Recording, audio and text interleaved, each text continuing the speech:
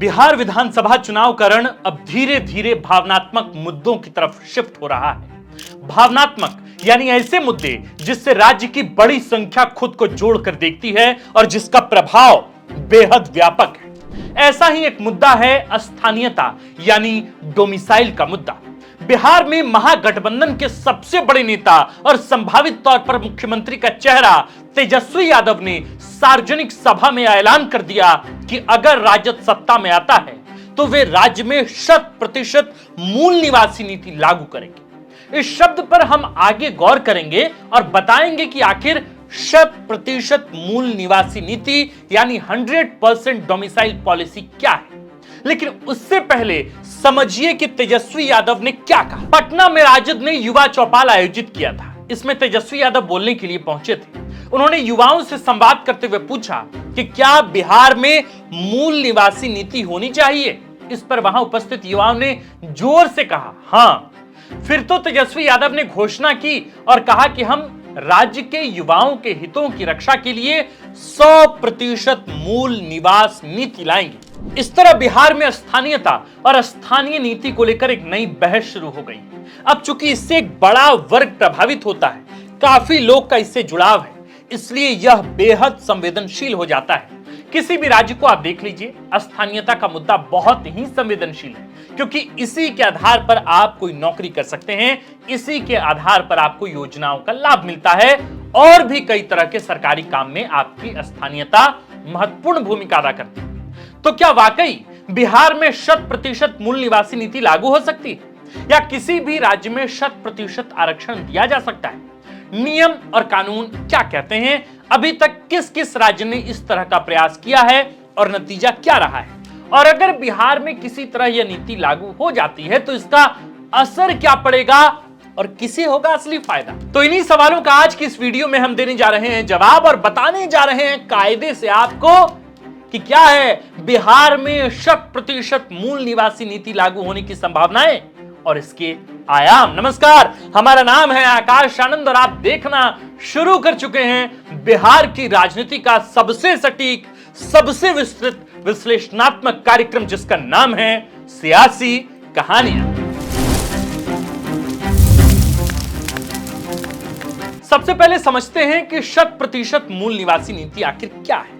100% मूल निवासी नीति यानी 100% डोमिसाइल पॉलिसी का मतलब है कि बिहार की सरकारी नौकरियों, शिक्षा और अन्य सरकारी योजनाओं का लाभ केवल उन्हीं लोगों को मिलेगा जो बिहार के अस्थायी निवासी। आमतौर पर सभी राज्यों में स्थानीयता के आधार पर कुछ आरक्षण होता है। विशेषकर 3rd या 4th ग्रेड की नौकरियों में यह प्रावधान होता है कि 60% या 50% सीटें स्थानीय लोगों के लिए रिजर्व होती हैं।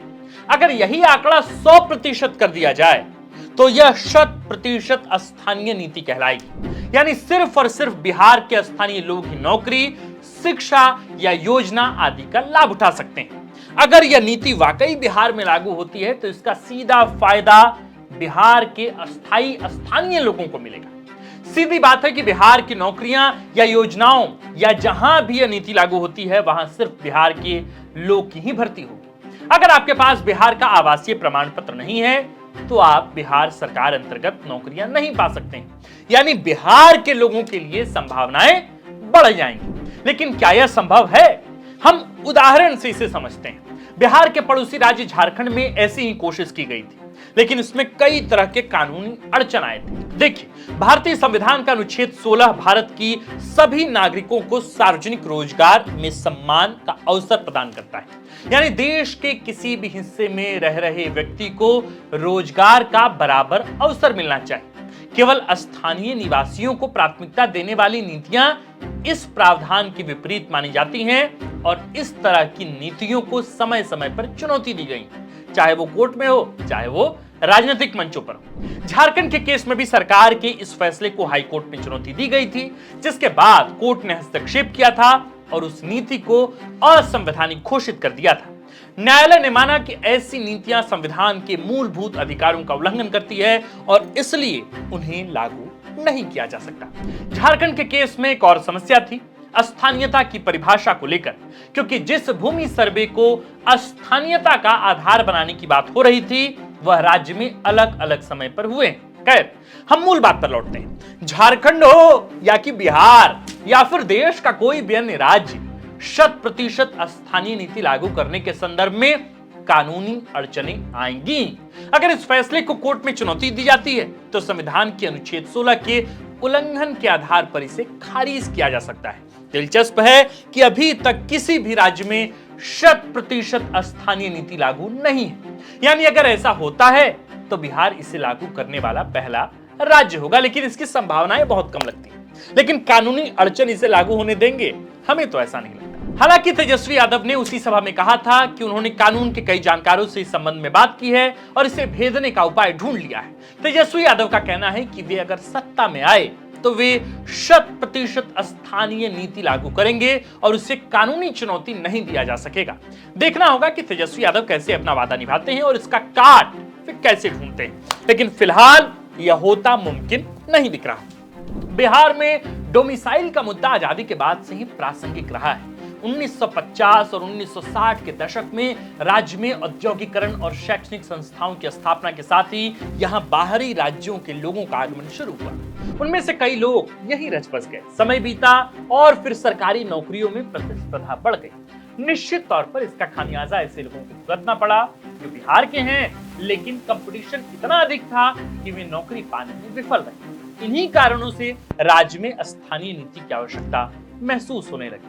1970 के दशक में बिहार सरकार ने सरकारी नौकरियों और शैक्षणिक संस्थानों में स्थानीय निवासियों के लिए आरक्षण की नीति लागू की। उसका उद्देश्य स्थानीय युवाओं को रोजगार और शिक्षा में प्राथमिकता देना था। हालांकि इस नीति के सही रूप से लागू होने में कई चुनौतियां आई। मसलन आवासीय प्रमाण पत्र जारी करने की प्रक्रिया में भ्रष्टाचार होने लगा, फर्जी तौर पर प्रमाण पत्र बनने लगे, या जो सही में बिहार के हैं उन्हें बहुत मुश्किल से प्रमाण पत्र मिल पा रहा था। बाद में डोमिसाइल प्रमाण पत्र जारी करने की प्रक्रिया को सरल और पारदर्शी बनाने के लिए सरकार ने ऑनलाइन आवेदन प्रणाली शुरू की, लेकिन ग्रामीण क्षेत्रों में इंटरनेट की उपलब्धता और डिजिटल साक्षरता की कमी के कारण अभी भी चुनौतियां बनी हुई। दोस्तों, इस बात पर भी गौर किया जाना चाहिए कि बिहार के लोग बड़ी संख्या में देश के अन्य राज्यों में नौकरी या अन्य काम की तलाश में जाते हैं। यहाँ से छात्र अच्छी संख्या में दूसरे राज्यों में पोस्टेड हैं, नौकरी कर रहे हैं। ऐसे में बिहार अगर 100% स्थानीय नीति लागू करता है तो कल को बाकी राज्यों में भी इसी तरह की मांग बढ़ेगी और इस तरह सभी राज्य सिर्फ अपने ही लोगों को नौकरी देने लगेंगे। इसलिए कोर्ट इस तरह की नीतियों को खारिज कर देती है, लेकिन तेजस्वी यादव यह नहीं बता रहे कि उनके पास इसके लिए क्या काट है। दूसरी बात, क्या 100% आरक्षण सभी वर्ग की नौकरियों पर लागू होगा या सिर्फ चतुर्थ श्रेणी की नौकरियों पर? इस सवाल का भी जवाब तभी मिल पाएगा जब इससे संबंधित नीति बनेगी।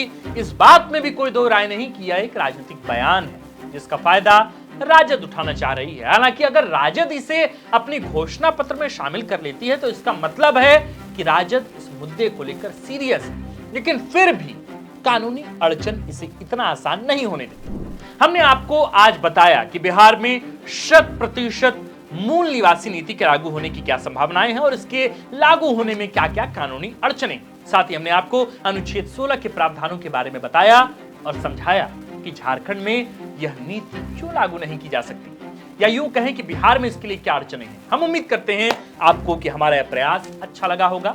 स्थानीय नीति पर आप क्या सोचते हैं यह भी हमें लिखकर कमेंट बॉक्स में जरूर बताएं। साथ ही अगर आपको लगा हो कि इस वीडियो में आपको कोई नई जानकारी, इंटरेस्टिंग जानकारी मिली हो और आप आसानी से मुद्दों को समझ गए होंगे तो प्लीज हमारी इस वीडियो को अन्य लोगों तक शेयर जरूर कीजिएगा। आप देख रहे थे फोर्थ पिलर बिहार। हमारा नाम आकाश आनंद है। जाने से पहले महज दो टुक बात ये कि बिहार में 100% स्थानीय नीति लागू होने को लेकर आपके क्या विचार हैं, आप हमें कमेंट में लिखकर बताइए। क्या वाकई आपको लगता है कि तेजस्वी यादव ने बस सिर्फ बिहारी एकता के नाम पर या बिहारी वोटर्स को एकजुट रखने के लिए या उनको गोलबंद लामबंद करने के लिए इस तरह के बयान चौपाल में दिए हैं?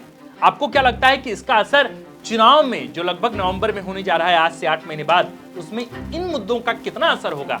आप हमें कमेंट में लिखकर बताइए। इस वीडियो को, इस स्क्रिप्ट को लिखा है हमारे प्रिय साथी विवेक आर्यन ने। खबर कैसी लगी हमें कमेंट में लिखकर जरूर बताइए। शुक्रिया।